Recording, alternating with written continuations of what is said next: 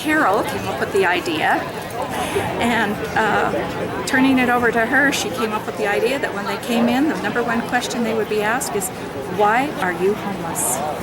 And then from there, all of those offices filled with multiple agencies would set out to solve the problem. And I'll never forget Mr. Esplin explaining this whole process to us. He said, what our goal has to be is if there's a mother with little children pushing a stroller and he got tears in his eyes, we absolutely can't allow that. And as we really, looked at, what was needed, that's what we felt was needed, was the opportunity to collaborate, work together, because we all had one common purpose, just through different ways, but the common purpose was to help people. We've already gone through 92 people that have moved into Switch Point during our first 2 months, have moved back out, and whether that means they're being reunited with family members, whether that means they're moving into apartments, into assisted living, that to me is a huge success. If we can do that in 2 months, call me in 6 months and say, now what are those numbers? And that to me is why we're here. If anyone cares, my favorite musical of all time is called Les Miserables. I love it. I love the character Jean Valjean. And, right at the end, he's dying. And two who have already gone, Eponine and Fantine in the show, they come to take him to heaven.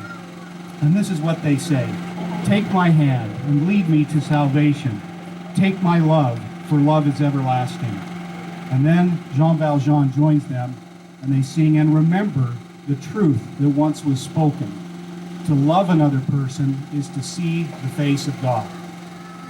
And I think in these kinds of efforts, the initial efforts as well as the ongoing efforts, because it will continue to be a labor of love, but it's worth it. Because in these efforts, and as we work together as a community, we will see the face of God in the eyes of these people who are our brothers and sisters, our friends and neighbors.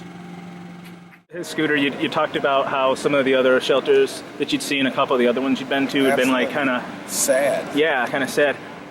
It's kind of a weird question, but like, what's the experience like? How does it feel when you have to stay at a place like that? Is it different than staying at a place like this? Absolutely. I mean, how? It is the feeling of, let me get the right word for it, okay? It's a feeling of helplessness. You know that there's nobody there that's asking you what you need. They're just basically feeding you and then telling you at 5:30 or 6 you got to leave and you can't come back till 3:30. These people here, they ask you, what do you need? And we're going to help you reach that goal. That's the difference. There's no helpless feeling here. That's the bottom line there. And, what a blessing.